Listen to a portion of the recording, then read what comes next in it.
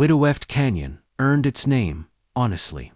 The wind there did not, Howlett whispered, carrying old grief along the sandstone walls like a confession that never quite ended. Ruth Calder knew those whispers well. She had learned to measure her days by the way the canyon breathed. Slow in the morning, restless by dusk. It was a place that demanded work and offered little mercy. But it had been home since before the earth claimed her husband. Ruth rose before dawn, the sky a bruised purple over the rim. She tied her hair back, the same way she had every morning for 7 years, and stepped out to check the goats. The frost clung to the grass like a warning. Winter had come early, and with it the arithmetic of survival. How many sacks of grain? How much firewood? How many days she could stretch? What she had before something gave. The answer, she knew, was not long. Her ranch sat on the east bend of the canyon, a stubborn little claim carved from stone and hope. Across the wash, the land sloped toward a weathered homestead Ruth had avoided looking at for months. It belonged to Jonas Hale, another widow. Another story the canyon carried when the wind shifted just right. They had spoken only once since Jonas buried his wife, the previous spring. A nod at the trading post. A shared silence that felt like an agreement not to ask questions. Neither was ready to answer. That morning, a horse approached from the west trail, its gait steady but tired. Ruth straightened, hand resting on the fence rail. She recognized the mare before she recognized the rider. Jonas dismounted near the gate, hat in hand. He looked thinner than he had at the trading post, his beard more gray than she remembered. Grief had a way of changing a person's shape, sanding them down to the bone. "Morning, Ruth," he said. His voice was calm, but his eyes scanned the land the way a man measured risks. "Morning," she replied. "You're early. Didn't sleep much." He hesitated, then nodded toward the canyon. "Figured the wind might carry me somewhere useful." Ruth almost smiled at that. Instead, she gestured toward the porch. "Coffee's hot." They sat across from each other, steam rising between them like a fragile truce. Jonas wrapped his hands around the mug, breathing in before he spoke. "I'm running short," he said plainly. "Feed tools. Time." Ruth nodded. There was no shame in the admission, only truth. "Same." The wind rattled the porch boards, as if urging them on. "I've been thinking," Jonas continued. 2 homesteads, 2 sets of hands, both of us fighting the same winter, alone."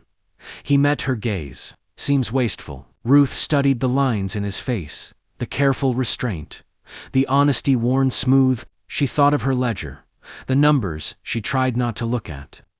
She thought of the long nights, when the silence felt heavier than any chore. "What are you proposing?" she asked. "A pact," he said. "Nothing more. Combine resources. Share labor, no selling land. No crossing lines we don't agree to." He paused. "Just survival." The words settled between them, heavy and practical. Ruth considered the risks. Gossip, loss of control, the ache of letting someone else into the rhythm she'd built to protect herself. But she also considered the cold. "All right," she said finally. "We try it through winter. Revisit come spring." Jonas's shoulders eased, just a fraction. "Fair." They stood, sealing nothing with a handshake, because some promises didn't need ceremony. As Jonas mounted his mare and rode back toward the west trail, the wind shifted, carrying something new through Widowift Canyon. Not hope exactly, but the possibility of it. By the second week of the pact, Widowift Canyon no longer felt divided by distance. Ruth found herself crossing the wash each morning, her boots learning the safest stones, her body adjusting to a rhythm that now included another life. Jonas's homestead sat lower, closer to the canyon's throat, where the wind gathered strength before racing east. It was a harsher place, but Jonas had shaped it with patience-reinforced fencing. A well dug deeper than most men bothered with. A barn that leaned but never complained. They worked without much talk at first. Jonas repaired Ruth's western fence, replacing warped posts with the steady confidence of a man who had fixed broken things his entire life. Ruth took inventory of his supplies, reorganizing the chaos of grief that had settled into his storeroom. They moved like cautious partners in a dance neither had practiced before, careful not to step on memories that still bruised easily. At midday, they ate together, simple meals, shared without ceremony. Beans, bread, occasionally dried fruit. Ruth had been saving too long. Jonas always thanked her, even when she told him not to. "Habit," he said once, when she raised an eyebrow. "Good one to keep," she replied. The nights were harder. Winter pressed in early, dragging the cold down the canyon walls. On the third evening of a sudden freeze, Jonas suggested they share fires rather than burn twice the wood. It was practical, sensibly and still. Ruth hesitated. She hadn't sat across from a man by lamplight since the night before her husband rode out and never came back. Jonas must have seen the conflict on her face. "We can keep it quiet," he said gently. "No talking required." So they sat on opposite sides of the hearth, boots drying, hands wrapped around tin cups. The fire cracked and popped, filling the space words could not. Shadows danced along the walls, stretching and shrinking like old ghosts, unsure whether they were welcome. Ruth studied Jonas in the firelight. Grief had carved him hollow, but it hadn't broken him. He listened more than he spoke. When he did speak, it was with care, as though each word carried weight he respected. "My wife used to hate the cold," he said suddenly, eyes fixed on the flames. "Said it made the world feel smaller." Ruth swallowed. "My husband loved it. Said it proved you were still alive, if you could feel it." They shared. A look, then brief, unguarded. Two truths meeting without trying to correct each other. Days turned into a routine. Neither had expected to welcome so icily. They learned each other's strengths. Ruth's sharp eye for detail, Jonas's endurance. He learned how she liked tools laid out in order. She learned when to leave him alone, usually just before sunset. When the canyon swallowed the light and grief crept closest. One afternoon, a mule went lame on Jonas's land. Without asking, Ruth fetched her salve and bandages. Jonas watched as she worked, her hands steady, her voice calm as she soothed the animal. "You've done this before," he said. "Too many times," she replied. That night, when the wind rose and the canyon groaned like an old house settling, Jonas stayed longer by the fire. He didn't say why. Ruth didn't ask.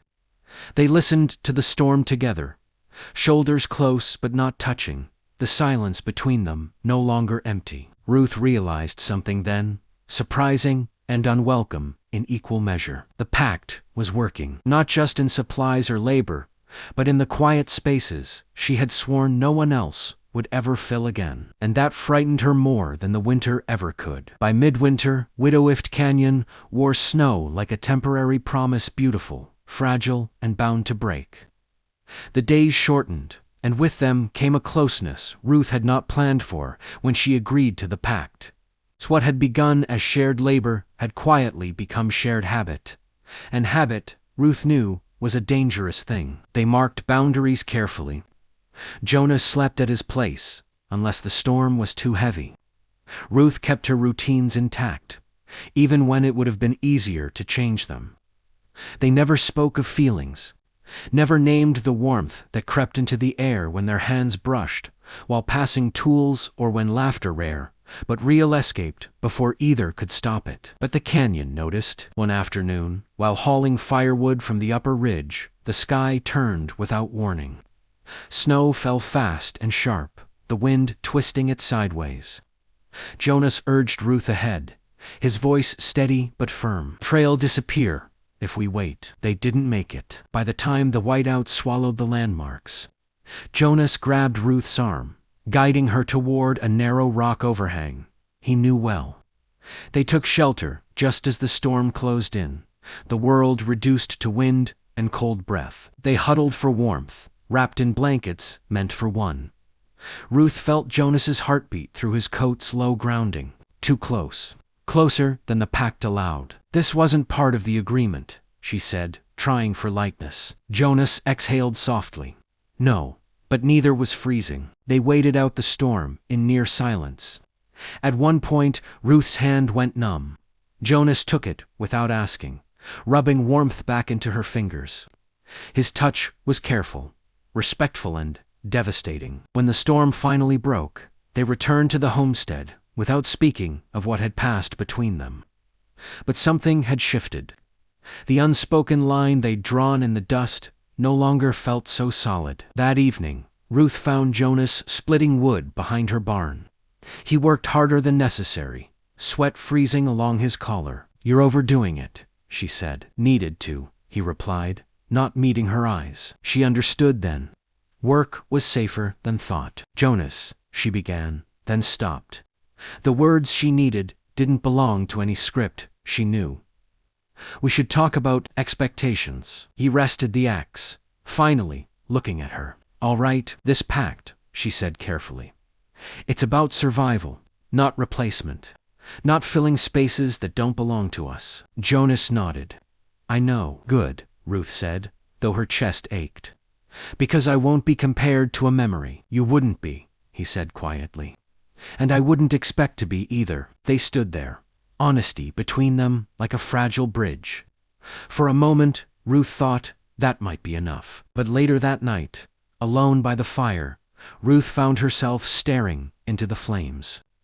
Remembering the warmth of Jonas's hand, the steadiness of his presence. She hated herself for wanting more and for knowing she wasn't alone in that wanting. The breaking point came sooner than she expected. 2 days later, a traveler stopped at the trading post and mentioned, casually, that Jonas might sell his western acres come spring.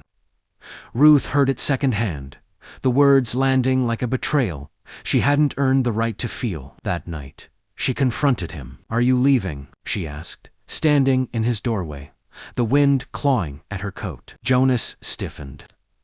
"I've thought about it. You didn't think to tell me. I didn't think it mattered." Ruth laughed, sharp and sudden. "Of course it matters. The pact was never meant to be permanent," Jonas cut in, then softened. "I didn't want you to think I was staying for the wrong reasons." Silence stretched between them, thick with everything unsaid. "And what would be the right reasons?" Ruth asked. Jonas searched her face, then looked away. "That's the trouble. I don't know if I'm allowed to want them anymore." The canyon wind surged, rattling the walls as if demanding an answer neither was ready to give. The pact was still intact, but the lines in the dust were beginning to blur. The next morning broke clear and painfully cold, the kind of cold that sharpened every thought. Ruth woke before dawn, the argument with Jonas echoing louder than the wind outside her window.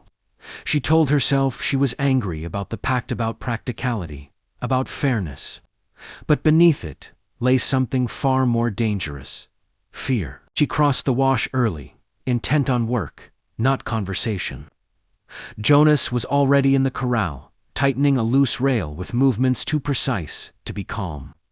They acknowledged each other with a nod and nothing more. They worked apart that day. Ruth repaired tack inside the barn, her hands moving from muscle memory while her thoughts wandered. She had survived 7 years alone. She had built something solid from loss. Letting Jonas in really threatened to undo the careful balance she'd earned. Wanting him felt like betrayal, not of her late husband, but of the version of herself that had learned how not to need anyone. By midday, clouds gathered low in the canyon, carrying the promise of trouble. The wind shifted, restless and insistent. Jonas rode out after lunch to check the far fence line. Ruth watched him go, unease settling in her stomach. Widowift Canyon was unforgiving when weather turned without warning. When the first crack of thunder split the air, Ruth didn't hesitate. She saddled her horse and followed the trail Jonas had taken, rain already stinging her face. The canyon darkened quickly, walls funneling wind and sound into something almost alive. She found him near the western ridge, his horse spooked by the storm. Fence posts scattered where lightning had struck close enough to shatter stone. "Jonas," she shouted. He turned, relief flashing across his face before the rain hit it. "You shouldn't be out here." "Neither should you," she snapped. Get on. They rode hard for shelter, barely making it to an abandoned line shack as the storm broke fully. Inside, rain hammered the roof, thunder rolling so close it rattled the walls. They stood there, soaked, breathless, the argument they'd been avoiding pressed between them by the narrow space. "I didn't tell you about selling because I was scared," Jonas said suddenly, as if the storm had stripped away his restraint. "Scared that if I stayed, it would be because of you and that I'd ruin what little peace you've built." Ruth stared at him, heart pounding. "You don't get to decide what ruins me." He ran a hand through his wet hair. "I lost my wife because I hesitated, because I thought there would always be more time. I won't make promises I'm not sure I deserve to keep." Something in his voice cracked open, a place Ruth had been guarding fiercely. "I don't need promises," she said softly. "I need honesty and choice." The thunder faded into a distant rumble. Rain softened, falling steadier now, like the canyon itself was listening. Jonas stepped closer, stopping just short of touching her. "Then here's the truth. I don't want to leave if staying means building something real. I don't want to stay if it means pretending this is only about survival." Ruth swallowed, her defenses finally giving way. "I agreed to a pact because I was afraid of being alone this winter," she admitted. "But somewhere along the way, I stopped feeling alone and that terrified me." They stood there, the space between them charged but respectful. Jonas reached out, not to claim, but to ask. When Ruth didn't pull away, his hand settled over hers, warm, steady. The canyon wind eased outside, as if granting them a pause. "We don't have to decide everything now," Jonas said. "Spring can come with its own answers." Ruth nodded. "But no more running from the questions." "No," he agreed. When the storm passed, they rode back together, not as careful partners bound only by necessity, but as two people who had finally let the truth breathe between them. The pact still stood, but now it carried the weight of something more than survival, something the canyon itself seemed to recognize. Spring came quietly to Widowift Canyon, as if unsure whether it was welcome. The snow melted in thin silver streams along the rock walls, and green pushed stubbornly through the soil Ruth had once believed too tired to grow anything new. The wind still whispered, but its tone had changed, less mournful, more curious. Ruth stood at the edge of the wash one morning, watching Jonas guide a team of horses across the shared field. Shared the word no longer felt temporary. It felt earned. They had not rushed anything after the storm. No declarations, no promises spoken under emotional weight.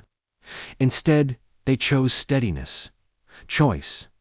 Jonas stayed through winter's end, not because he was afraid to leave, but because he wanted to see what staying could become. They worked side by side, as the days lengthened, planting, repairing, planning, where once they had divided tasks carefully.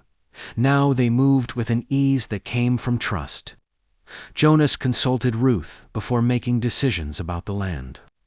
Ruth found herself leaving her door unlocked at night, not out of carelessness, but comfort. The canyon noticed. One afternoon, while mending a fence together, Jonas paused and leaned on the post. "I heard back from the buyer," he said. Ruth's hands stilled. She didn't look at him, and "I told him no." Jonas watched her carefully. "Not because I'm afraid of change, but because I finally know which kind I want." Ruth let out a breath she hadn't realized she'd been holding. "You're sure?" "I am," he said. "But only if this is still something you want to." "I won't stay where I'm only tolerated." She met his gaze then, seeing not the man shaped by loss, but the one standing whole in front of her. "Jonas, I don't want to survive anymore," she said honestly.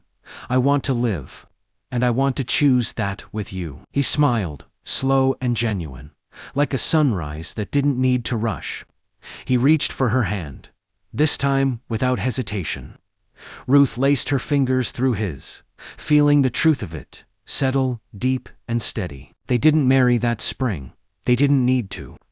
Instead, they expanded the pact in paper, and in practice, 2 homesteads remained, but the space between them disappeared. Meals were shared, evenings were filled with quiet conversation and occasional laughter that startled them both when it came. Sometimes they spoke of their late spouses, not with pain, but respect. Love, Ruth learned, was not a limited resource. It did not replace, it expanded. On the first warm night of the season, they sat on the porch together, watching the stars bloom over Widowift Canyon. The wind moved gently now, carrying no grief-only memory and motion. "Funny," Jonas said softly. "This place nearly broke me once." "It still might," Ruth replied, resting her head against his shoulder. "But we won't face it alone." The canyon stretched out before them, vast and open, holding their story without judgment. Two widows who made a pact to survive and found, beneath open skies, the courage to love again. A second chance, not borrowed, chosen. Don't forget to like, comment, and subscribe for more Western stories.